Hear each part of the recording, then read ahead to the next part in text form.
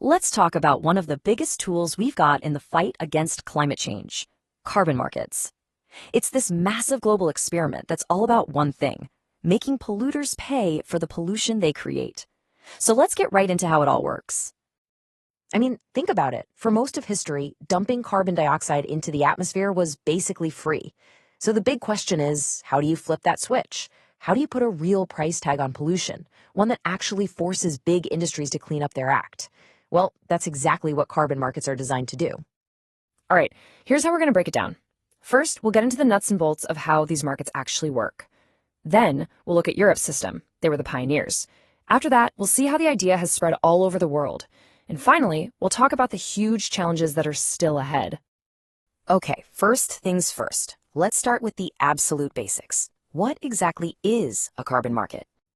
So the model you hear about most is called cap and trade. Now, it's really important to know this isn't a carbon tax where the government just sets a price. Nope. Instead, the government sets the quantity of pollution that's allowed. That's the cap. This creates a fixed number of permits to pollute, and that scarcity is what gives them value. Companies can then buy and sell these permits like any other commodity. Let's walk through it step by step. First, a government sets a hard limit, a cap, on total pollution, and this cap gets lower over time. Then they issue permits or allowances for that exact amount. Now here's the cool part. Companies that get really innovative and cut their pollution have leftover permits they can sell for a profit. Meanwhile, companies that are lagging behind have to buy more permits. At the end of the year, everybody has to turn in enough permits to cover every ton of carbon they emitted. The climate goal is guaranteed, and the market itself finds the most cost-effective way to get there. Now, to really see how this works in the real world, there is no better place to look than the European Union. They launched the world's first and still the biggest international carbon market all the way back in 2005. And let me tell you, it's been a journey. And it was a pretty bumpy ride, especially at the start.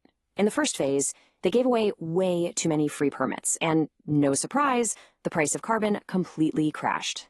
Then, just as they were trying to recover, the 2008 financial crisis hit.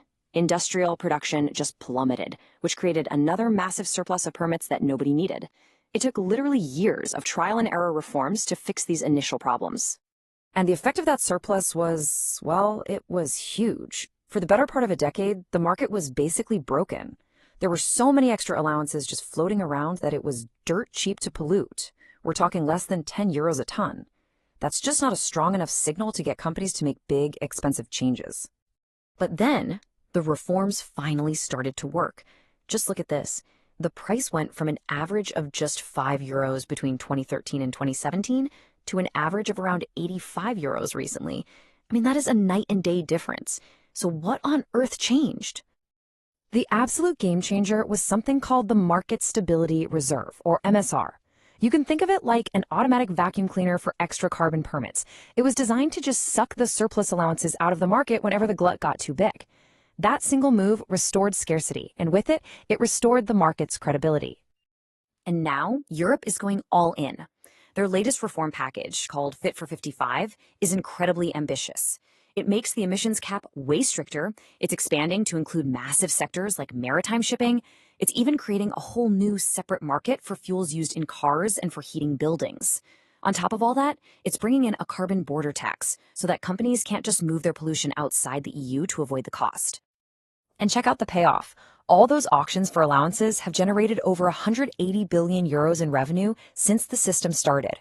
And that money isn't just going into a black hole. Governments are required to channel it back into funding climate action and the green transition. So they're literally making pollution pay for the solution. So the EU's long and sometimes painful experiment basically created a blueprint. And now we're seeing these markets pop up all over the world, from Beijing to California. And you can't talk about the global picture without talking about China. Their national market, which just got going in 2021, is already the biggest in the world by the sheer volume of emissions it covers. We're talking a staggering 4.5 billion tons of CO2, mostly from their gigantic power sector. But it's important to know that China is taking a much more gradual approach. See, unlike the EU, which has that hard, absolute cap on total pollution, China started with what's called an intensity target. It basically limits how much CO2 a power plant can emit for every unit of electricity it generates. So for now, it's more about rewarding efficiency than setting a strict shrinking limit on the country's total emissions. And these different designs and different levels of ambition, they lead to wildly different prices around the world. For example, in the really successful market that links California and Quebec, the price was recently hovering around $42 a ton. But in China, it was only about $13. That tells you a lot about how these systems are structured. So as you look across the globe, you can really see this patchwork of different approaches. You've got the mature, high-priced market in the EU. You've got China's enormous, but for now, low-priced system. You have the really successful cross-border partnership between California and Quebec. And then you have other pioneers like New Zealand, which does something unique by including its forestry sector so you can actually earn credits for planting trees. Each one is kind of tailored to its own political and economic reality. So these markets are clearly spreading, which is a big deal. But does that mean we're on track? Well, that brings us to our final and maybe most important section, the massive challenges that are still ahead. And the first challenge is just scale. I mean, despite all this progress, when you add up every carbon market and every carbon tax in the world, they still cover less than a third of global emissions. That means a whopping 72% of global pollution is still essentially happening for free. And the list of challenges doesn't stop there. For one, prices in most of these markets are still way too low to drive the kind of deep, transformative change we need. We also need much more cooperation to start linking these different regional markets together into something more global. They have to be designed to be stable, to weather economic shocks. And maybe most importantly, we have to make sure this transition is fair, so the costs don't end up hurting the most vulnerable people and developing countries. So here's the bottom line. Carbon markets have proven they can work.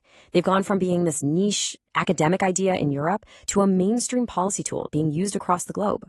But the real question, the trillion-dollar question, is can they scale up, link up, and become ambitious enough, fast enough to put a truly global price on pollution before it's too late?